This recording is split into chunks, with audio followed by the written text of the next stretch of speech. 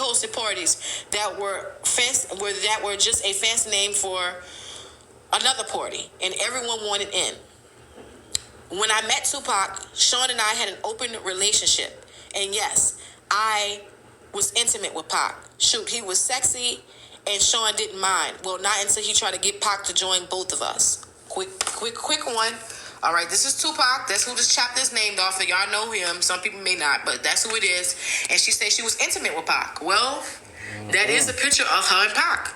Okay? I didn't make it up. It's on the internet. And that she's even on the red carpet years later with her kids and Diddy with a Pac shirt on. Again, I didn't make this up. It's all public knowledge. Y'all can go and Google it, okay? I'm just reading a book, and that is her. Again, I hate that I should take this filter off. Next time I'll make sure this filter off. But that's her with Pac. All right? They seem pretty cool, pretty chummy. All right? Again, we just reading the book and we're just putting the faces to the names and figuring it out. But this is around the time, and that is her with Tupac, Kim Porter. All right? Let's keep going. Sean didn't mind. Well, not until he tried to get Pac to join both of us. Pac was not good with that. This is where the relationship between them became strained. Tupac wasn't going to accept Sean's advances. Pac wasn't gay, and he was pissed about the advances. We were all in Sean's house, and I was drinking, and they were smoking, and everyone was just relaxing. Sean came in. Thank you for the gifts, guys. Sean came in on what I am sure he would call a smooth approach. My baby is bad, isn't she? Pac threw a sly smile. Hell yeah. I felt myself blush. Sean was now in full swing. You think you could do it better than me? I couldn't believe he disrespected me in that way. And again, guys, I'm not trying to get any strikes on my page. Y'all can read. I am using other words instead, okay? I was not playing with my response. Thank you guys for the gifts. I appreciate it. I was not playing with my response. Sean, what the freak? Pac came to my defense. Damn, bro. You ain't got to do the sister that way. Then Tupac appeared upset behind Sean's words. But Sean went in for the kill regardless. Thank you guys for the gifts. I appreciate it. I think my Johnson's bigger than yours, but I bet I can make her do things too. What's up? Pac was appalled.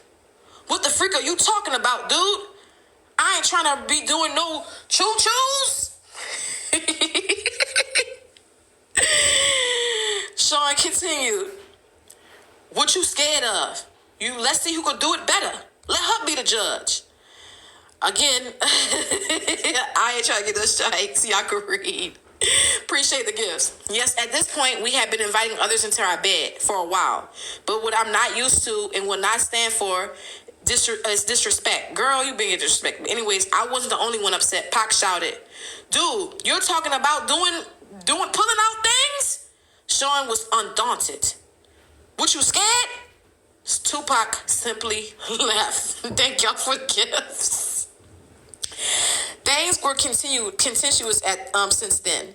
The two would not be in the same room. Pac avoided me as much as he did Sean. When we did bump into each other, the tension was palpable. I felt like blows could be thrown at any minute. Months passed with only the tension between them. It was uncomfortable, but nothing like life or death. Then one day while we were at the studio, it happened. I walked into Sean's office and he was having the conversation. Sean sat across from Jimmy Henchman. Pac, don't leave the freaking studio alive.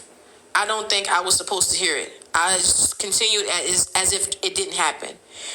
Hey, Sean. Good morning, Jimmy. They didn't seem to think I heard anything. I'm ordering breakfast, smiling. Sean replied, let me get some eggs, sunny side up with grits and an orange juice. I could see he was hungover. Good. I don't want him knowing I know anything. If he did just put something on Pac. Giving it a second to unglare. Okay. Pac knowing something could be dangerous. Jimmy, apparently not hungry, said nothing for me. As he stood to exit the room, he said to Sean, let's make that happen. Then he nodded to me and said, Kim, always a pleasure, with a wink to me and a nod to Sean. He turned and walked out. Jimmy was part of our intimate circle. All right, quick break. This is Jimmy Henchman. All right, that's Diddy and excuse me. That's Diddy and Jimmy Henchman. Okay, Jimmy is currently incarcerated. All right, he's currently incarcerated. All right. This is let's say that he's an HIT man. All right, a man. Yeah. So that's Jimmy Henchman. He's currently locked up for related things. I think it's because it's involving the Pac thing. I'm not sure. Somebody said you got a CIA boy. But y'all make your own decision. Again, I'm not making these people up, these characters up. But this man is in jail right now. All right, and that's him. She also said that he's part of their intimate circle. Y'all put a one in the chat if you meant intimate. If she meant intimate, did she mean a party? All right. Wise Hollywood, exactly. Suge Knight called it out yesterday. All of them being quiet. But yes, this is Jimmy Henchman. All right. That's Jimmy Henchman. Y'all can look it up. He is in jail for related activities that we're currently speaking on right now. So again, I didn't make this book up, y'all. It's a scam. Well. Again, that's the fact that him and Jimmy was close for many years, and Jimmy is in jail right now. All right, let's get back to the story. Thank you for the gifts. He was part of our intimate circle. I went on as if nothing was happening. I'll make the call now. I smiled as I left, hoping I wasn't white as a sheet. I was in the studio that night. Pac survived being piled. Thank God. From what I understand, Sean and Chris is Biggie, for y'all don't know, saw Pac at the studio after he'd been piled and did nothing. The way God works, after being piled, Pac made it to the elevator and tried to escape. But it stopped at the floor Sean and Chris was on, which is Biggie, all right? When the doors opened, they saw him lying on the elevator floor, riddled with piles. The fact that they didn't call an ambulance, although they saw Pac lying in his own body fluid, would be all the evidence Pac ever needed. He, of course, assumed they placed the yeah on him, and Tupac is a soldier. This is not something that would be unanswered. Tupac didn't do well. He lost a testicle, but he survived. It was orchestrated, and Sean Puffy Combs was the orchestrator. All right.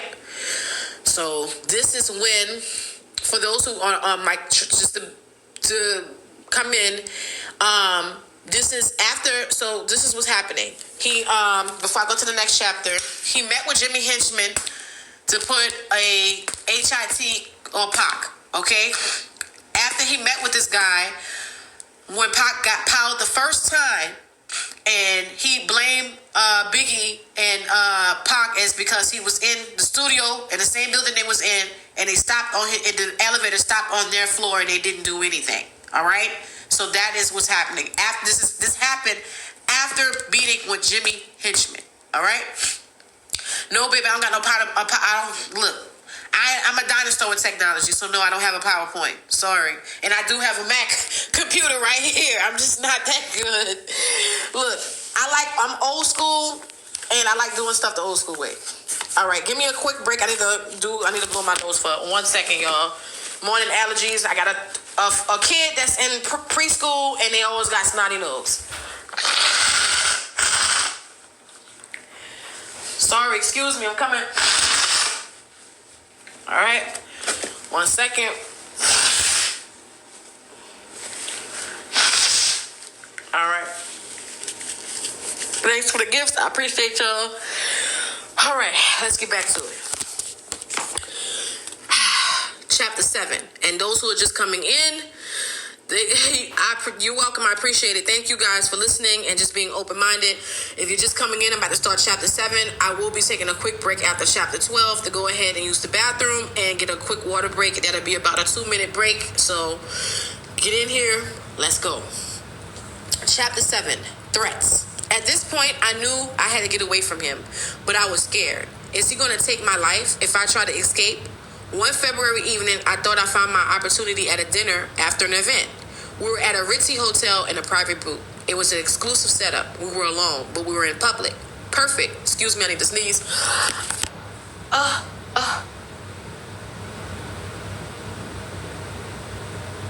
Okay, it didn't came. I'm sorry. Oh, it's coming. I'm sorry if I did. Okay. All right. Whew, child. Thank y'all. Thank y'all. All right, where we at? An exclusive setup. We were alone, but we were in public. Perfect. Sean was on the phone talking to an unknown listener as he sat down. Thank y'all. I appreciate it. His words on that call will be etched into my mind forever. We're going to release Who Powed Ya. We waited for a response. He waited for a response, then went on to say, of course they're going to think Big was talking about Pac. That's the whole freaking point. Nobody going to give a freak about a diss track against LL freaking Cool J. Do you know how much money we'll make with this kind of rap beef? Dudes battling after someone really got powed? This may not be the best time for this conversation. Sean was finishing up. We drop that mess tomorrow. He listened into the phone, then responded, there's going to be body fluid in the streets. Dudes miss Pac's alive. Let's capitalize on this mess. When he responds, it's just going to mean more money. He turned around and looked at me, spoke back into the phone, I'll call you back. Then hung up and spoke to me. What's wrong? I tried my best to give a fake smile at what I heard. After all, me and Pac were intimate. Again, that's more Pac. Anyways. Me and Pac were intimate. I responded, nothing. Sean wasn't fooled. Are you sure?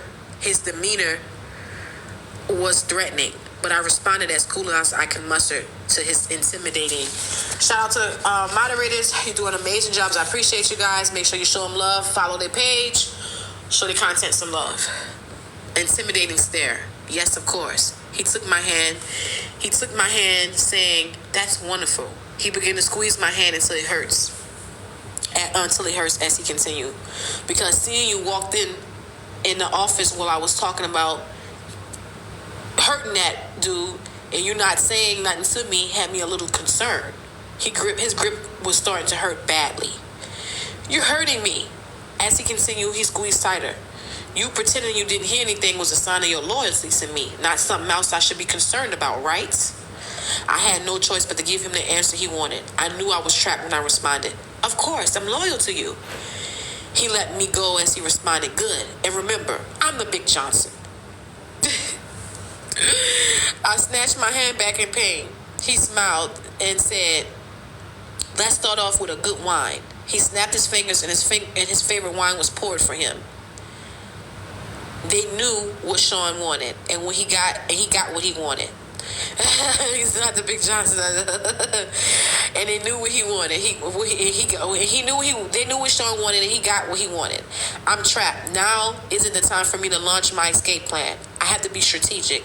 It's going to be hard to leave this the glamour, the glitz, the lifestyle. I mean, this man just snapped his fingers in one of the most exclusive restaurants in New York City and poured his drink of choice. The bottle of wine is $800, and this is $19.94. The list to get in this place is 6 months long. If you're somebody.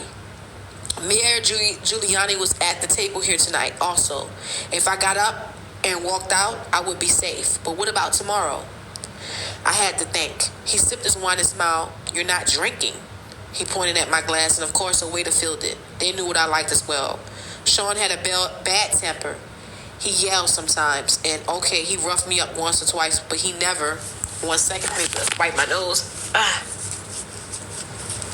Yes, he is a parasite, y'all.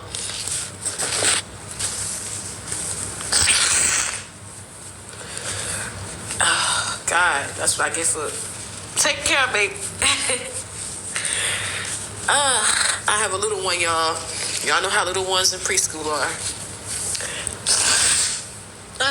Gosh. All right, I'm coming. Whew, child, I got my box of Kleenex here. All right. I don't have a cold. I just got a little bit under the weather. I'm going to get under the steamer after I finish reading. I'll probably get into the sauna. All right. But he never punched me. He never bruised me. He never hit me. He never hit Quincy. I would not have stood for that. He never laid a hand on my son. At the time, I never thought of him touching Quincy in any way. Then the significance of what he said hit me. He was mad at Tupac over me. I'm the Big Johnson. Oh my God. The last time he put his hands on me, it was because I enjoyed Jamie Foxx too much. Shoot, he enjoyed Jamie too. where we at? Where we at? That's him and Jamie Foxx right here, y'all. This is around the time. So, y'all make your own decisions. I ain't in the bed with him. But y'all, y'all put a one in the chat if y'all think that, her and Jamie and Diddy, And I actually had some other, you know what? Matter of fact, let me show y'all, because I seen this the other day and I was going to put this on the board. But I'm like, I don't want to go ahead and seem too, I'm just, reaching. You know what I'm saying? But I want y'all to look at this for yourself. I'm pulling it up on my computer right now. Hold on, I'm coming.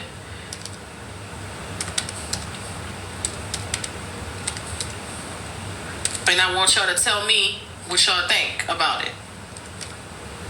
All right, I'm coming. I'm pulling it up for y'all to see it. I don't know. Y'all tell me. I don't know. Hold up. Let me scroll up. Let me make it a little bigger for y'all.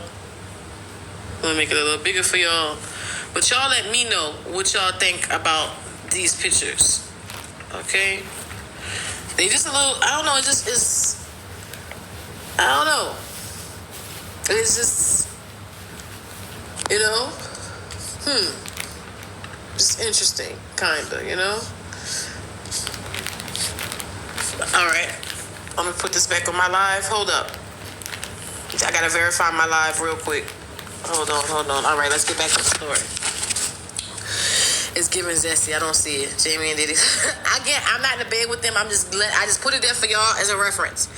Shoot, he enjoyed Jamie too. He gets insanely jealous. It's not fair. He wants to bring other men into the bedroom, but gets jealous when he does.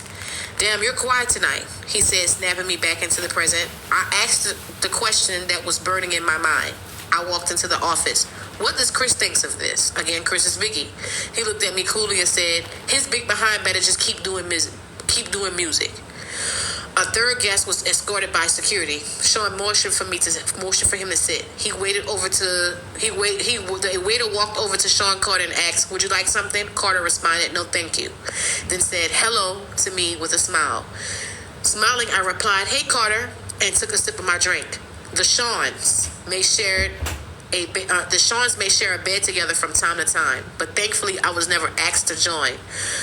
Carter went on to speak to Sean. So, where we at? All right, there go the Shawns, y'all, around this time. Yes, that's the Shawns. All right? That's the Shawns. All right? That's the Shawns. All right, and again, that was that time. All right?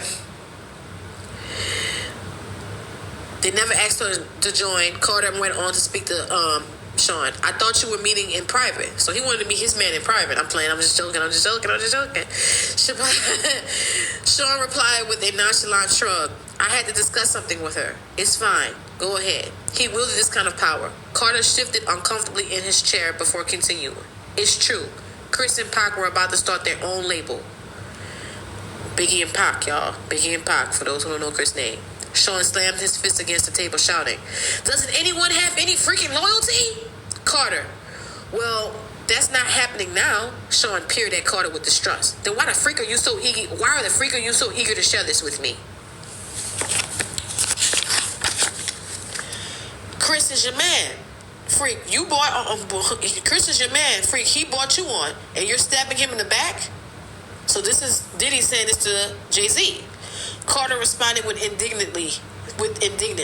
First, I'm tired of being that dude's son.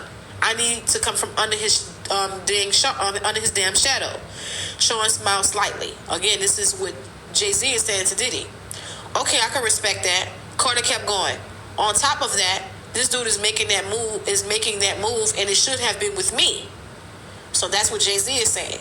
So Jay-Z feels like Biggie should have been making that move with him for their own record label instead of Pac. All right. Sean looked at Carter blankly. Pac put Chris on. You know this. So Tupac put Biggie on, and as a kid, my mama used to say that how Pac and Biggie was close at one point, and Pac had put Biggie on. Again, I'm not there. I don't know, but that is a rumor. Y'all can look into that. You know this. So that's What he's saying, Pac put Chris on. You know this. This is I'm sorry, I'm getting tongue-tied. What's this really about, Carter? Don't freaking try to play me. The Jay-Z of today wasn't born yet. This young Sean Carter was in over his head, cornered. He had to spill it out. I want his spot. All right. So this is young Sean Carter. All right, so a lot of people was like the other day, they like how I don't see how Diddy. Y'all gotta understand, Diddy was already with Andre Harrell at Uptown, late '80s, early '90s. Jay-Z was not put on yet, so a lot of people, even though Jay-Z may have surpassed him in certain things, he still had to be put on, and Diddy was on before Jay-Z. All right, that's the truth. So if you don't want to believe it, you don't have to, but that is the truth. Like, look into it. Like, Reasonable Doubts wasn't even out yet. Okay? Reasonable Doubt is what, and even when Reasonable Doubt came out, it wasn't even as popular as it was. It got popular over time, Reasonable Doubts, okay? It's a classic, but it wasn't a classic at that time. They had so much other music going on at that time. So Jay-Z, that is true. Jay-Z of this time wasn't that Jay-Z. Okay, so people need to stop saying that don't add up. Like, look at him. Don't he seem like weak? Like, I'm not saying it like that, but don't he seem like he's willing? He's trying to get his come up, right? And then you can see right here, even in this picture, you see look at Diddy and look at Jay-Z. Like, he is giving loose wife beater, trying to come up, trying to get to that spot. Like, ain't nobody. Again, we're reading a book and we're looking at it.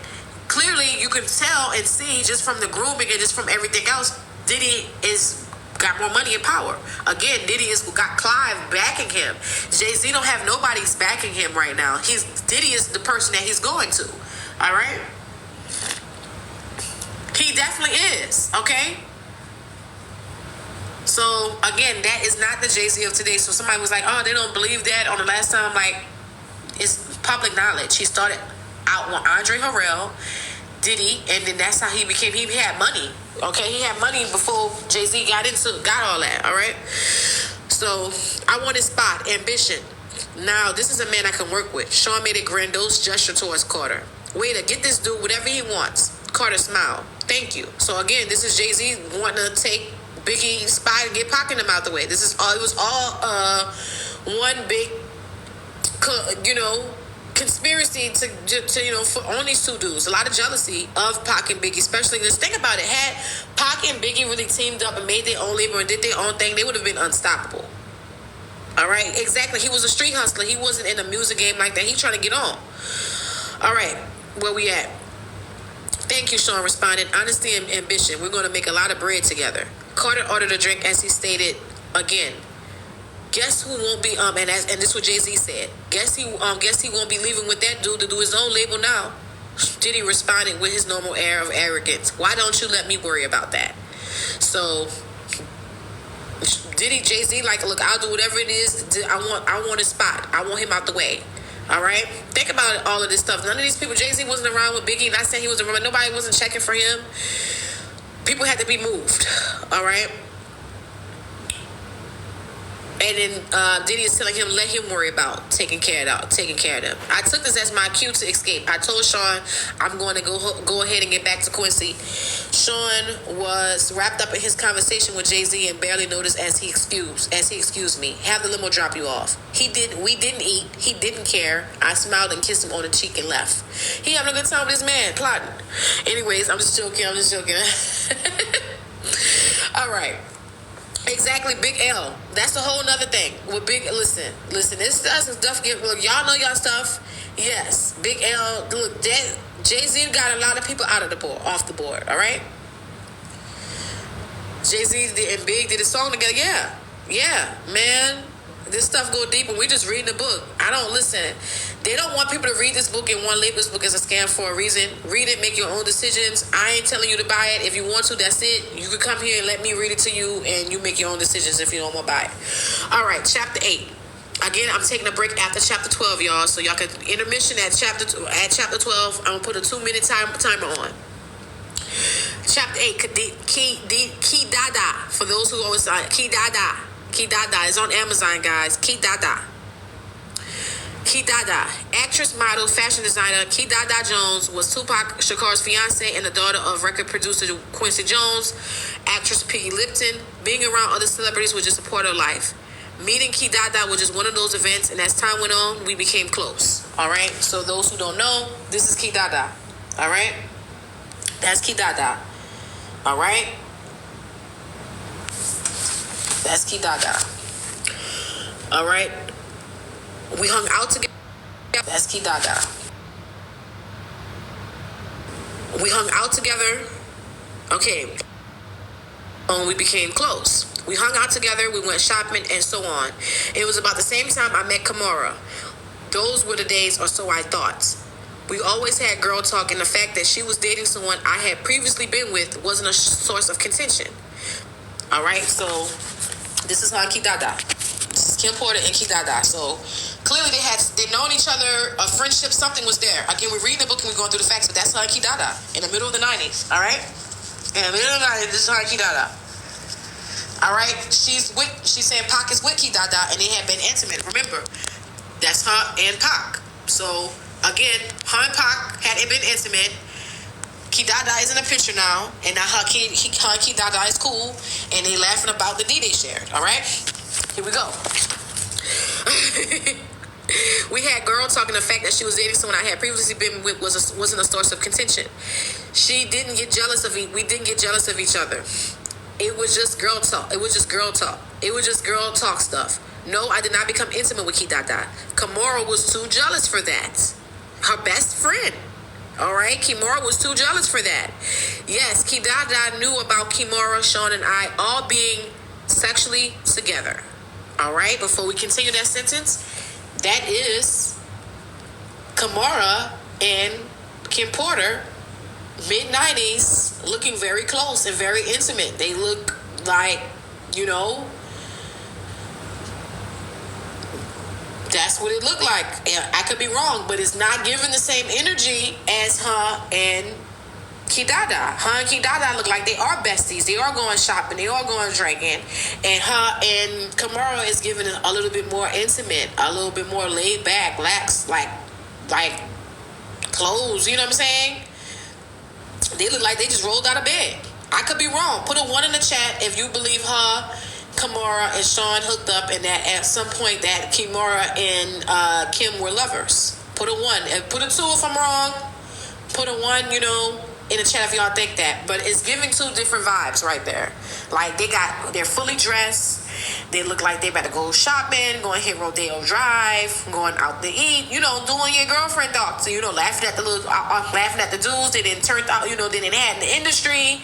That's what it's giving. This is giving very much laid back, very much, look at her arm. Let me see if I can pull that back a little bit. Oh, shoot. Look at that. Look at y'all. Y'all are on it. I didn't even pay attention to that. But why is her hand right there? Oh, my God. I didn't even see that. Look at that. I just was like, I'm just looking at how Kim looking at her. But I didn't even see where Kimora hand is at. Oh, my God. I did not notice that. I'm so happy I'm on here with y'all. Okay? I did not see that. Look, we're reading this book. We're reading the book. Make sure y'all liking this, sharing this. I appreciate y'all. Appreciate the gifts. Okay, I appreciate the gifts. I'm not selling anything like somebody like I'm trying to get a come up. I don't have anything in my link to sell. I appreciate the gifts, so I appreciate it. But listen, thank y'all. I appreciate it. But look at that, and then look at this. This is giving very friendly, very cute, very. Let's go get our hair done. Let's go get something to eat. Let's go shop, talk. Let's talk about Tupac. Let's talk about Tupac D. You know what I'm saying? That's what it's giving. This is giving, baby, you was my woman. And she like, you ain't going nowhere. All right, let's get back to it, y'all. I showed y'all that's this Pac, that's Key Dada, they friendship, her and him, and again, her and Pac. I'm just reading the book, and this is the book for y'all just coming in. They say this book is a scam. It's not real. It's made up. It's yada yada. We just reading it and we just looking at it. Yeah. That's where we at. Where we back to it. No, I did not become intimate with Kidada. Kamara was too jealous for that. And yes, Kidada knew about Kamara. Sean and I all being together sexually. Of course she did. We shared that kind of thing. We were open and honest with each other about almost everything. A true friendship. Except I couldn't be open and honest about everything. Not anymore. Sean made sure of that. So you said in her say a true friendship. She did not say that for Kamara. A true friendship. And that's what this picture gives. Okay? Kidada and Pac were the greatest couple. He was always so cool and yes, sexy. For y'all who want to see Pac again, I know y'all ladies. Okay. And so sexy. She was beautiful and fun. So this is Kidada and Pac together. Alright? Everybody know they was in a relationship. For those who don't know, that's them together, and there's a lot of pictures of them. But I like this one because it seemed like intimate. It seemed very innocent. Like, this is my girl, this is my dude. We laid back, we chilling. So it just gave what it was supposed to give, greetingness. Okay. Shout out to the moderators. Y'all are on top of keeping rude people out the comments, and just let me do my thing. Make sure y'all show them some love. All right, where I'm at. Alright, she was beautiful and fun. Before all of the tension and beef, we used to all hang out together. It was always dope vibes. So when we talk about hanging out together, I'm flipping the board over, y'all. I'm flipping the board over because I told y'all I had stuff at the back. I wanted to add this picture on last, but I couldn't find it now. When I did find it, I'm like, shoot, it's too... I gotta add it to the back now. So this is Pac and Diddy hanging out together. Alright, they had a real friendship. Biggie isn't around. A lot of, they had their own thing. So for people who was like, oh, Pac and Diddy were never cool. Yes, they was. They had their own friendship that had nothing to do with Biggie. All right? So so Kim, Diddy, Kidada, what's his face, Tupac, Kamara, Russell, all of these people used to hang out together. All right? So I just wanted y'all to see this, that they were friends. You don't see Biggie around. This is a place where they just went and hang out at with their little group and posse. All right? So again, not making it up. And they do have several pictures. They have even pictures where Diddy, Pac, and Biggie is hanging out. And I think I actually, hold on. Let me see if I have that up. Okay, I do have that up. See that?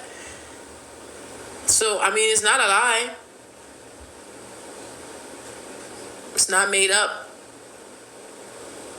They were all cool. All right, let's get back to the story. I just wanted y'all to see that these people were all friends. These people were cool. They did have their own personal relationships. All right, I'm turning my board back over because we're not on that side yet, and I'm getting back to the story. All right. She said that it was before the tension and beef, we used to all hang out together. It was dope vibes. But Pac's powing and the suspicion surrounding Sean and Jimmy, the vibes between Kidada and I weren't always perfect. Then came the night. The award shows weren't anything new for us, and we were all dolled up. And again, for y'all who just coming back in here, this is Jimmy Henchman, who Diddy and him were plotting to do to take out Pac. And again, this man is locked up for conspiracies on hits, and I think even for Pac too. I'm not even sure. He's locked up. All right. So let's get back to it. And for those who just coming in, we're on chapter 8. I'll be taking a break after chapter 12, going into chapter 13. Okay. It was prepared. The men were groomed. We're talking about an award show right now. All right. We didn't choose what we wore as stylists. We didn't choose what we were. A stylist prepared our color palettes, makeup artists did our makeup, and hairstylists did our hair. This was just the way of things. We shared the best stylists in the business. Sometimes we'll all go to the studio for an event to get our measurements taken, but this time Kidada seemed different. I felt something was wrong, but when I probed her, she wouldn't say anything. So her and Kidada, the relationship is becoming a little bit strained at this time. All right. Then the day of the event was here. We will all see each other inside. Even though Sean was my man for his props, I'm glad you said it. Even though I had nothing on Kidada, being Quincy Jones' daughter had perks, and the superstardom was among them. Pac wasn't there. When she saw us, she came over to our table. Thank you for the gifts. She came over to our table. We was sat around kicking it. It was very dope vibes. And I'm gonna start saying Diddy, because like I know women like to call their rappers like by their government names, but Diddy, the diddler. All right. Sean Diddy knew he was going to clean up at this award show. He had all but taken over the East Coast musically. With all the hits, there were really no way he wouldn't. Bad Boy is a Hall of Fame stuff now, and Diddy Combs knew it. Sean smiled at Key Dada as she said our table, but something about the smile didn't seem authentic. Soon I would know why. He's sick when he has a grudge against someone. As she sat, Sean said, "Bad Boy is going to clean up, freak up." From this table was Faith. With Faith, Chris replied, and we're talking about Biggie and Faith Evans. Hell yeah. This new stuff we busting, we gonna have these dudes sick. Kidada signaled for the waiter to pour her a glass of ginger ale that sat all over at her table. As the waiter refreshed her drink, she said, Pac music's gonna get some love too. Sean grimaced. Oh, come on, Sean. Come on, Sean. I know y'all got y'all differences, but you have to admit the man makes great music. Sean looked at me over at the corner of his eye and took a sip of his favorite cognac and replied, Bad Boy got the hottest music on the freaking planet. But I ain't tripping. Everybody got to get their shine, right? Kidada sign. Sean, Tupac think you were involved with him getting piled. You two were so close. Again, I don't feel like flipping the poster board over. Y'all see the picture. They were close. You need to make this right. Sean responded indignantly. Why the freak would this dude think I had anything to do with it? Kidada retorted, Sean, can you blame him? Sean was obviously not happy with that question. By his replies, hell yeah, I blame him. We had a good thing going. All of us. Again, we had a good thing. All of us. This dude turned on me and he has the freaking balls to blame me for his powing? The indignity he managed to spew out while lying through his teeth was something I did not expect. I was thrown back for a moment before interjecting. Do we have to do this tonight? It's Sean's big night. Kamara heard the ruckus and made her way over to our table as well. She sat down and said, hey, everybody, with that big dimple smile. I smiled and replied, hey. So she happy to see a woman.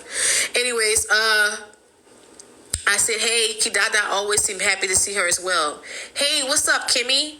Kamara, never the type to hold her tongue, went straight at it. The whole place is buzzing with the fact that you're sitting here accusing Sean of having Pac piled. Y'all kind of loud. She laughed. Kidada seemed embarrassed as she looked over to see everybody staring and whispering, but she wasn't about to back off. In fact, she doubled down. Anybody here not talking about it ain't real anyway. We all know Sean was behind it. Kamara forced a smile. Honey, we don't have to do this here. Kidada made it clear she was not to be silenced as she continued. Oh, let's not hurt the feelings of the great Puffy Combs. He only had one of the most prolific rappers in the game piled. Sean clenched his hands into fists. If this was anyone else, this would have turned ugly. But this was Quincy Jones. You're not safe in these streets, Sean. You think you're untouchable? Kamara almost seemed red in the face when she grabbed Kidada by the hand. I gotta go to the restroom, Kidada. Gotta go to the restroom. Kidada, not willing to stop, snatched her hand away, yelling, let go of me. Kamara needed her to get a grip and said, sternly as a parent speaking to a child mid-tantrum, Kidada turned her to her and yelled, what? Kamara nodded towards the quarter room and Kidada looked around. Here she's deflated slightly. Kamara, now in control, spoke firmly but softly. Let's go powder our nose. Kidada nodded with a grimace and a sharp look back at Sean as she walked away. So she was not playing with him. Like, you trying to get my man out of here? You think you better get all these awards? Okay. Possibly, Aja. Possibly. We reading it and we determining what's fiction and what's not fiction. So far, we didn't say a bunch of stuff that's not fiction. Anyways, as the attention slowly melted away, I asked Sean, you okay? Sean didn't reply at first. He looked around, saw no one was really paying attention, now that the ruckus had died down. He stood up to get the pitcher of ginger ale from Kidada's table. He poured himself a drink from it, looked around and saw no one was paying attention and put the pitcher under the table. What was he doing? Then I heard the distinct sound of liquid being poured into liquid. Oh my God. Is he peeing in the pitcher? He smiled at me as he brought the pitcher back from underneath the table and finally replied to me, I'm good. Then he stood up and returned the pitcher to the table. I was in awe. I knew he had a bad temper, but this was disgusting. I'll never eat or drink something after we have had an argument again. Girl, you see this man doing all this? Nope, I'm sorry. Personally, if I seen any dude I was with or somebody else with doing this, especially to another woman, I just, no way. But anyways, Kidada and Kamara made their way back to Kidada's table to sit as Sean watched on quietly. Sean made small talk. Which songs do you think they'll give me awards for? As Kidada poured her drink, Sean's bodyguard made his way over to the table. I think he stopped her from drinking as everyone else just sat and watched. Oh my God. Jean risked incurring Sean's wrath. If I'm right, relieved, I replied, babe, your catalog is crazy. It could be a lot of songs. Sean glared at Kidada table the entire night. So she is saying that after Kidada went to the table, after they had their argument, after she accused him of pounding Pac, he pissed in her pitcher of drink. All right? And Jean, his bodyguard, all right? Jean, his bodyguard, he stopped her. Again, Jean has been with him for 15 years. You could go look at his stuff on YouTube, and he jumped up to stopped her from drinking, him for doing that. Gene is solid. Seemed like a good dude. Gene knows Gene knows Diddy's background, know his father, know all his little, yeah. So, yeah. He pissed in her drink. Hopefully she didn't get a taste of any of that. But that was disgusting. All right? And he did this to poor, sweet Kidada, who don't bother anybody. I personally like Kidada. She doesn't bother anybody. She's low-key. And after all this crazy stuff that went on, she just remained doing her own thing out of the spotlight. Like, baby, y'all can have that spotlight. But anyways, next chapter. Again, y'all just coming in. I will be taking a 2.5 minute intermission after I read chapter 12. Okay, going into chapter 13. I don't know what happened to my book right here.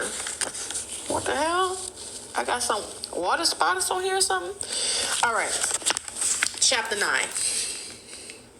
Kidada good. She's on Instagram. She just like behind the scenes, low key now. So she's still alive. Kidaya. Look, I did my best. All right, y'all. Chapter 9. Going back to Cali. We had a wild night. It was after one of Sean's infamous parties. Everyone was there, and we not only had three-way parties, but we also swapped partners. Well, our intimate life was crazy. But I got to do things with Sean I would never have been able to do with a straight man. Child. Sean cared about me, but it was becoming more and more obvious that he preferred men. I think that been obvious. I was beginning to think I was there more to cover his wild desires than because he really wanted to be with me. No shit. He was like Caesar. Every woman's man, and every man's woman. Let me read that again. He was like Caesar. Every woman's man, and every man's woman. But truthfully, at that stage, I was becoming okay with it. Girl, I woke up and left the bedroom where I was with Jada Pickett and Sean.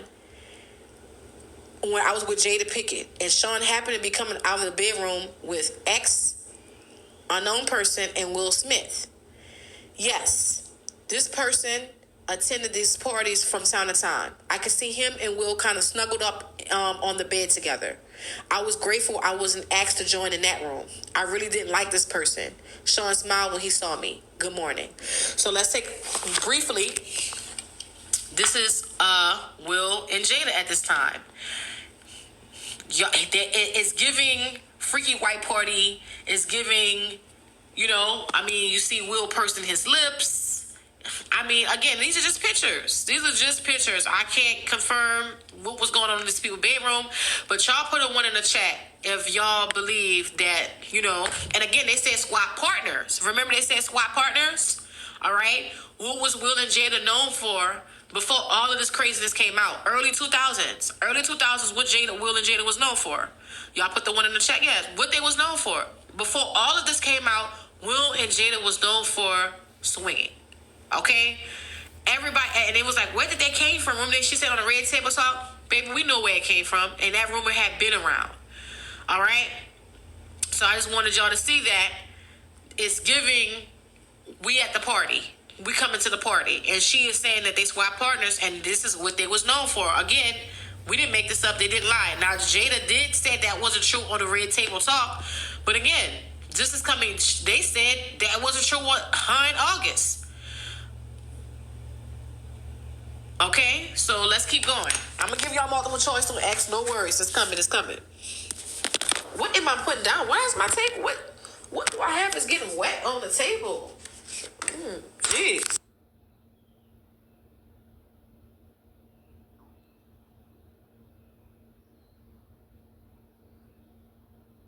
Are still here with me? Yeah, a bunch of nasties. Okay. Sean said good morning. He here at the table, here at the parties, he wasn't very affectionate. No shit. He didn't have to. He didn't have to pretend. He couldn't walk straight. I knew his behind. I knew how his behind felt. Literally, we had sessions in that area. Y'all can read. I ain't trying to get no strikes. Y'all can read. I wanted to be home before Quincy woke up, so I told him I was getting ready to go. He responded, "Let's have a cup of coffee first." This meant he wanted to talk. Again, my book I got a little something damp on the table. No, it's not my snot rags. I didn't know what it was about, but in situations like this, I really didn't have a choice. He was becoming more violent when he didn't get what he wanted, and I didn't want to fight, so I sat down. Before we started talking, X came out of the room. Sean was wearing boxers. X was in his birthday suit. Sean addressed us. This unknown person addressed us morning. When he turned around in order to close the door, there was something on his back. Y'all can read. This person walked over, pulled up a chair out to sit down next to us, and lit up something. Nick Cannon, too young at this time, y'all, is not Nick Cannon, and lit up something. Sean stretched and smiled and said, "The East Coast West Coast beef is more lucrative than I thought, but it was getting dangerous." X responded, surprised. Business first thing in the morning? Damn, cuz, you on it.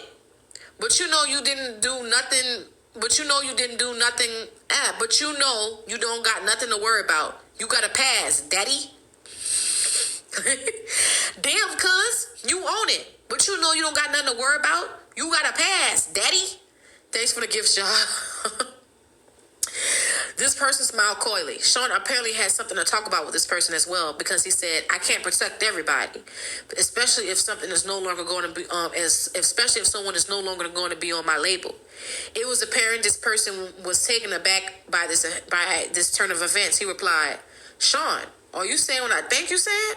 Sean continued, "It's taxing on my resources to protect people. Someone that isn't 100% on my team can't get 100% of my protection. What the hell is going on here? What does Sean want from me? This morning is turning out to be way more than what I expected, and I have to go. Quincy will be looking for me." Meanwhile, this person apparently wanted clarity. So to be clear, if something happened, the X person made quotation, to one of your artists, that was leaving your label anyway, it would be considered, he made another set of quotations, out of your control.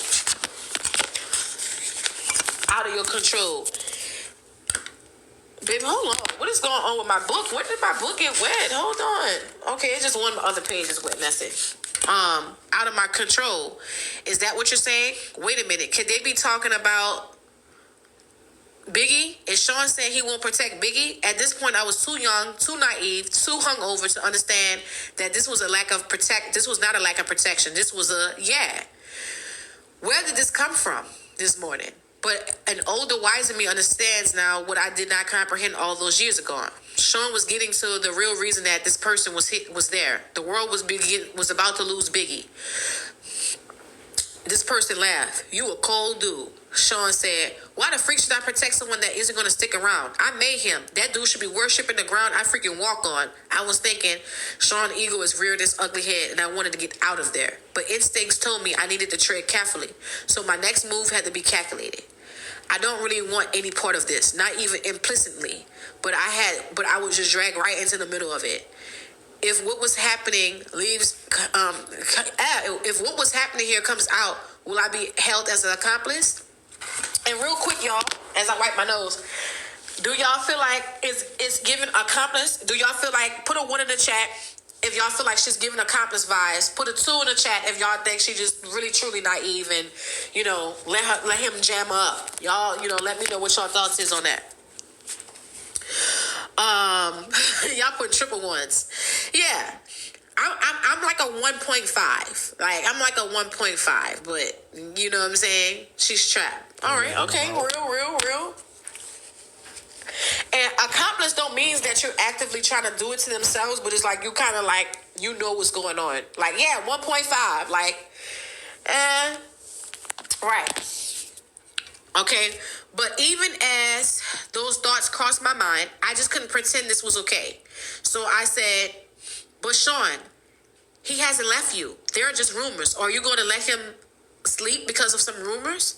Sean glared at me. The anger in his voice obviously stemming from hurt. He said, I know when I'm being betrayed. I'm not hurting anyone, but I'm not protecting somebody that doesn't have my back 150%. Forget that. This was railing out of control. My mind began to race. Is there any way to get through to him? Maybe I could use the finance route. Sean, he's bringing in so much money. You put so much money into cultivating him. Are you going to throw away all that money? That's when it was revealed how thought out this meeting really was. If he leaves, he takes all the money I invested into creating him. Sean sighs. But if he can't protect himself and something terrible does happen, then the money I will make off his debt will blow all the money we made so far. Blow away all the money we made so far. I was perplexed. Sean can tell you, he's worth more to be dead than alive. Sean Combs is a calculated monster. Real quick, isn't it like, think about Elvis, think about Michael Jackson, think about Whitney Houston, think about all these big name people who kind of died prematurely, even Prince. Wouldn't they seem like to the person who they made them, or to the records exec, wouldn't it seem like they would have made more money off of them dead than alive? Put a 1 in the chat if y'all, if y'all, wouldn't it make sense? Like, think about all the money, the music royalties. They don't have to deal with they not showing up to shows, all that stuff. Put a 1 in the chat, like, you know what I'm saying? Oh, jeez. All right. To me, it adds up and it makes sense. Think about it. Diddy's money and wealth really took off after Biggie died. Like, yeah, he had changed, but think about it. Like, he became billionaire status basically in the early 2000s. You know what I'm saying? And just think about all of Biggie music and played in like movies and on commercials, everything. All that is Diddy getting that kickback from that. You know what I'm saying? He's getting a kickback from that. So just saying, that doesn't seem too far-fetched. Thank y'all for the gifts. I appreciate it. Make sure y'all keep liking, sharing. I appreciate the gifts. Thank y'all. All right, one man. Okay, I get that, fam. So he's a calculated monster. Then this ex-person chimed in. I get that, fam. Huh? A lot of people out there want Biggie sleep too. Without your protection, he doesn't stand a chance in Cali. Biggie is going to sleep. This is crazy. I dare not say anything else about it. Sean smiles and stand up and walk over to the safe. Picked up a picture, then pulls out a bag marked with X name on it. He turns and X to X and says, "That's why you're worth your weight in gold. You understand me? Here's a little something for you to take care of my people." X smiles. Sean, I love you, baby. You know I got your back. Your problems are my problems. I love you, baby. Your problems are my problems. I'll make sure to have my people take care of your people. I need you to get out of here. This is crazy. I attempted to leave again. Sean, I want to get Quincy before he wakes up. Sean looked at me responding, "It's getting late. Give him a kiss for me. I'm going to get out of here." Thank God. This unknown person always with something to say. I love to meet the little tykes sometimes. Not a chance in hell. Something about this guy creeps me out. I forced a smile. That would be great. And I made my exit. So before what we got? We're on chapter 10. So before we get to chapter 10, let's do multiple choice, y'all. Who do y'all think X is? We got Snoop Dogg right here. Let's go ahead and pull that back. I mean, he's basically choking him out, in a sense. We got Snoop right here. One thing we do, and we're going to go through multiple choice, and we're going to, I'm 1, 2, and 3. I got 3 multiple choices for y'all, and we're going to go through each. I'm going to touch on why it may be possible. So I'm saying, let me go ahead. I'm saying Snoop initially because who lights something up in the morning and right? And also, she said, creep me out. So at this time, even though I know a lot of people are saying Stevie J, we're going to get to him. But think about it. Have y'all ever seen Murder What's the Name of that video? And Murder What's His Name? Where he's selling himself to the devil. And that video is very, very scary. For y'all who haven't seen Murder Was the Case. So let me, real quick, give y'all a quick snippet of that. Just so y'all can just see, just how devilish that was. Snoop is number 1. All right, now we're going to go to number 2, Stevie J. Stevie J definitely give off creep vibes. He definitely does smoke, okay? And he just seemed like, your problems is my problems, baby. I got you, daddy. Like, don't he seem like that's how he would, give off? I'm just saying. It could be Snoop. Look, we're just going through it. I'm giving y'all multiple choices because I wasn't there in the bed with them. I don't know. But I'm giving multiple choices. So that's why Stevie is my next choice. Now, just 1 second while y'all go through that. My next person is Dr. Dre. All right? Now, why am I saying Dr. Dre? The reason why I'm saying Dr. Dre is people don't realize that Dr. Dre and Snoop Dogg was on TRL and they are talking about a missing SES tape that they were involved in. Okay? And how wild this tape was that they had. Okay? Somebody sent that to me yesterday. I'm trying to find it on YouTube, but someone sent me in the inbox yesterday a video of Dr. Dre and Snoop Dogg on TRL, the music show, and they're talking about how they have a missing SES tape and that it was really wild. Okay, again, they're talking about it's wild, and so the guy on TRL, he's saying, is it wilder than Tommy Davidson and Pamela Anderson, because they had an SEX tape out as well, and Dr. Dre is saying to him, nah, man, is way wilder than that. Like he's shaking his hand like you don't even want to see the things that's on here. Okay, and him and Snoop are looking very shady. So again, Dr. Dre, Snoop Dogg, and Stevie J. So put a 1 in the chat if you think it's Snoop Dogg. Put a 2 in the chat if you think it's if it's Stevie J, and put a 3 in the chat if you think it's Dr. Dre. All right, 1, 2, and 3. 1 for Snoop, 2 for Stevie J, 3 for Dr. Dre. Okay, I didn't add Dwayne Martin because he doesn't really mix into the picture at this time. Okay, not saying it just absolutely couldn't be him, but again, he's not truly into this in this circle like this. All right, like, you know what I'm saying? He comes later on. Again, this is early 90s. We're thinking about mid to late 90s. This is like early mid 90s. Okay, early mid 90s. Okay, and these are the usual suspects on here. All right. So, a mess. Everybody guilty, I know, right? I know, right? Everybody is giving guilty. So, before I turn this, go to the next chapter. Before I go to the next chapter, I'm going to go ahead and just give a recap of you just getting in here. We're about to start chapter 10. This is Kim's lost diary words. Some people say it's a scam. Some people it's not. Some people says that, what's his name? LB Shore had said this book was real Monday morning. He said it was real, and so his tea was spilled in this book, and then he refuted it. All right, you can get this book on Amazon. I know it's shadow banned. I had to Google it and then get a link to the Amazon link to get it. When I went to my cart yesterday or the day before, it was still available to get. So I know some people say it's not. It just, I guess it depends on your region and your area. All right. And so before we go to chapter 10, we're going to do a quick recap. All right. Look at the board. This is the board. This is from the book and what the board is. We know that Kim was with LB Shore. We know she got, this is the beginning they related, was married. Then she got with Diddy. Then Diddy hooked up with Clive. That became his boss. Clive is now gay, but for over 2 decades, he never revealed his sexuality. He signed Craig Mack. He signed Biggie. Then Gene Deal was his security guard for 15 years. Then after that, he signed Mary. He supposedly got into an alleged sexual relationship with Mary and Kim.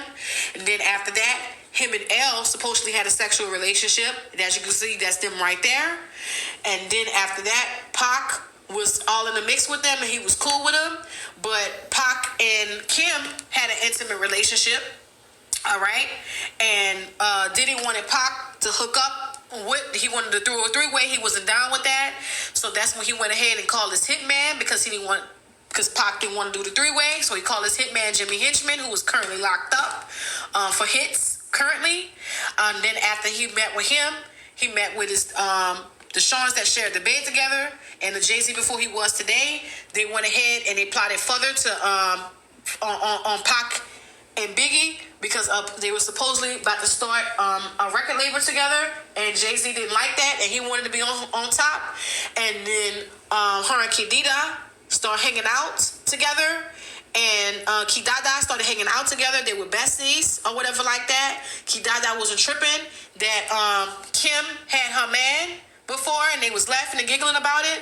Then she became friends with Kimora, and they started hooking up with Diddy and had an intimate relationship. You see where Kimora's hand is completely at. All right. And then Kidada checked Diddy at the award show for trying to put a hit out on her man with this man, and then he couldn't say nothing to her because he's scared of her daddy. All right. He's scared of her daddy, so he didn't say nothing. So what he did was piss in her drink. And just to go back a little bit, why Jamie is here, because in this meeting where he was getting ready to meet Sean, Kim revealed that they had been getting in the bed with Jamie. Both of them been having him. All right. And now they had their little freak off party where Will and Jada is at, and Diddy and Will was in the bed with either Snoop, Stevie J, or Dre. At some point, Diddy left the bed and got in the bed with her and Jada in the bed. Her and Jada was hooking up, and Will was laid up in the bed with one of these 3 people. All right. And they had a loving relationship that they had haters. That's the recap. If you just getting in here with this book, all right. That's the recap. All right. These are the usual suspects. All right. All right. Now I'm about to do a 360, and I'm about to 180. I'm about to flip the board to the back side, and I'm about to read 2 chapters, and then I'll be taking a 2.5 minute break time for me to use the bathroom, get some more water, and for y'all to go take a break and come back as well if y'all need to.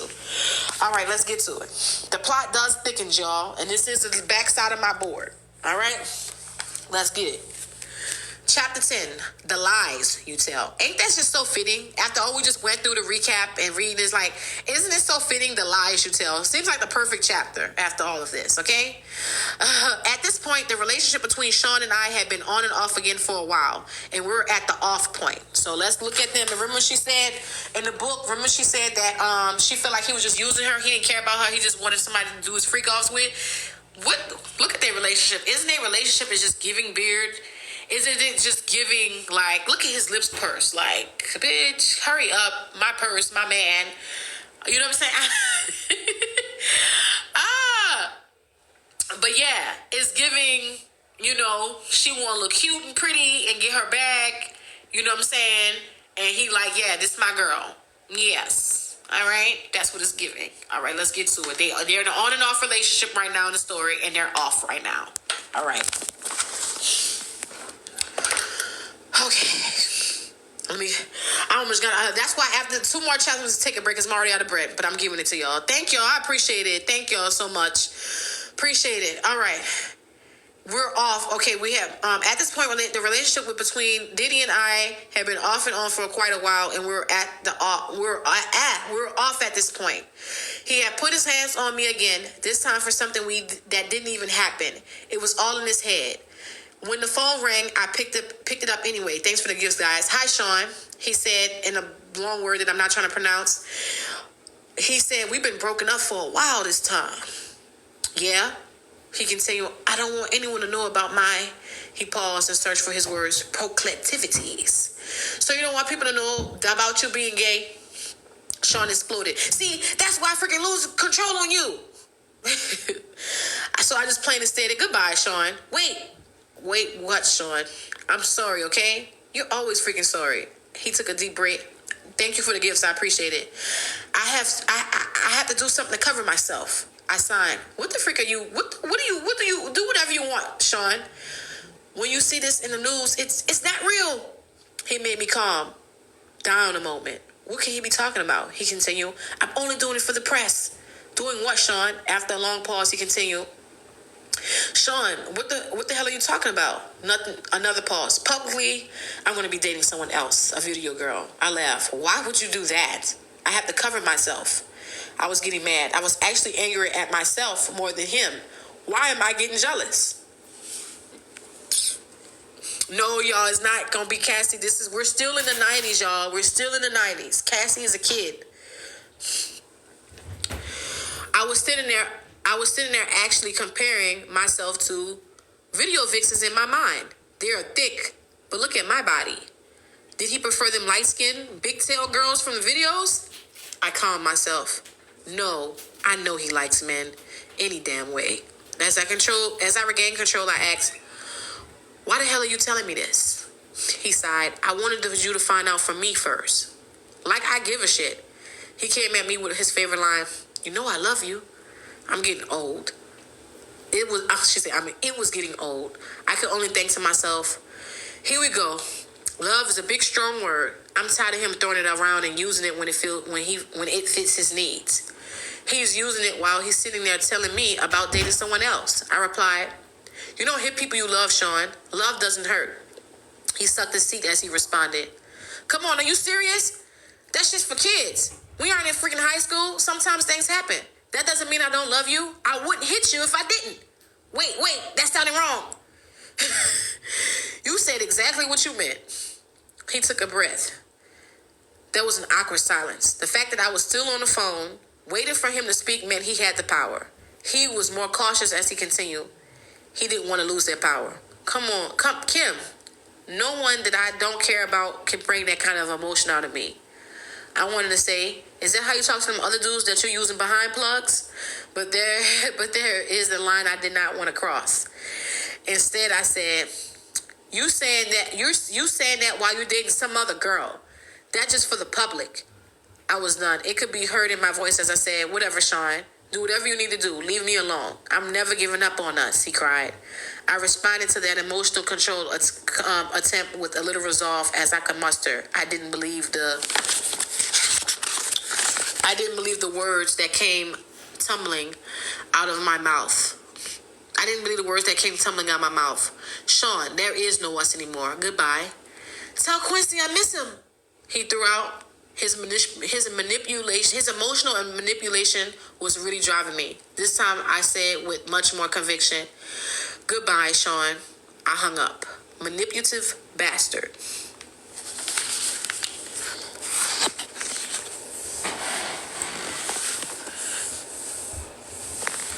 All right.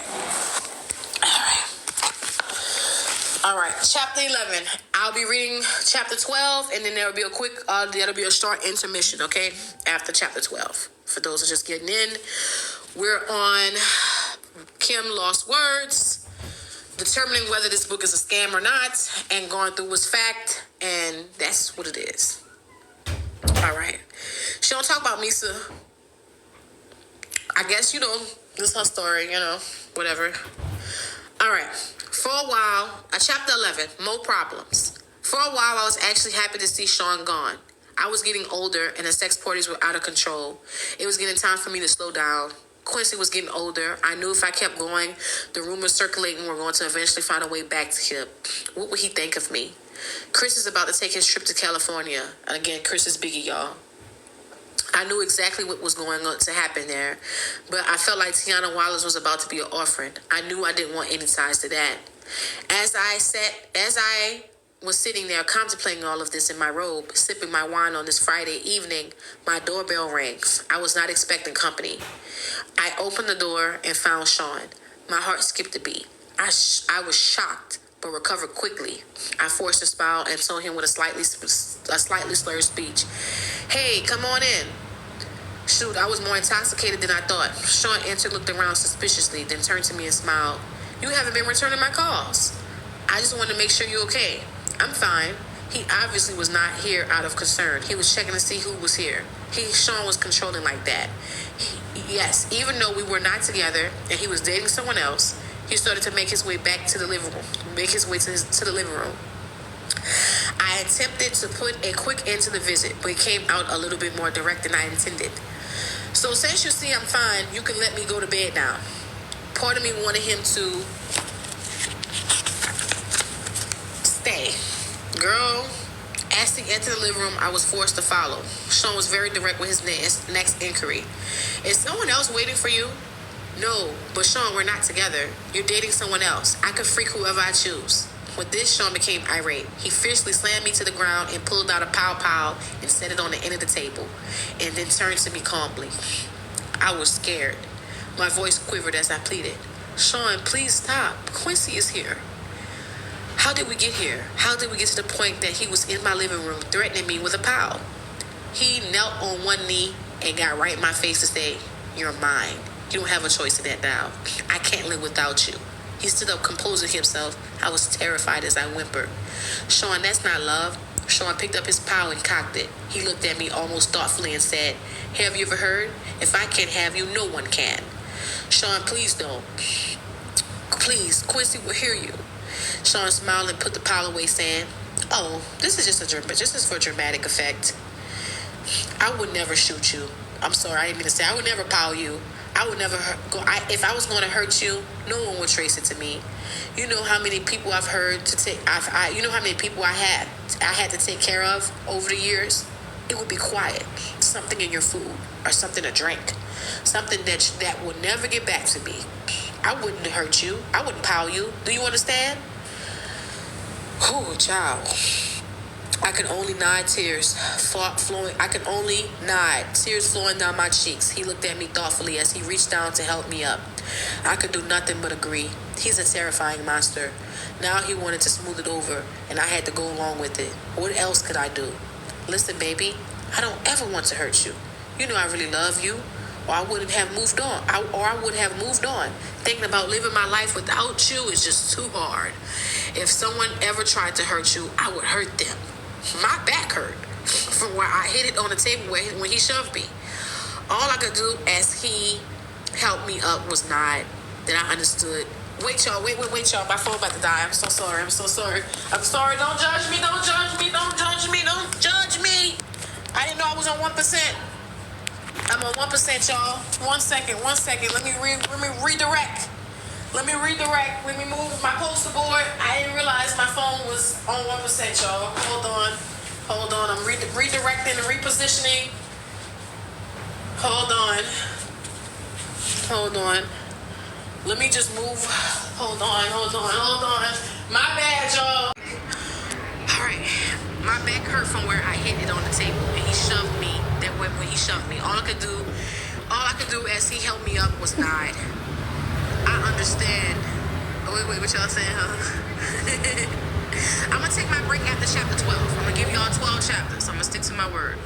I'm trying to give y'all at least a little bit more than half of the book, so when I come back, it's almost over. All right. Thank y'all for the gifts. I appreciate the love. Okay. Where am I at? All right. All I could do is, as he helped me up and was nod, as I understood through my streaming tears, which he wiped. He looked towards Quincy's room. "Let me say goodnight."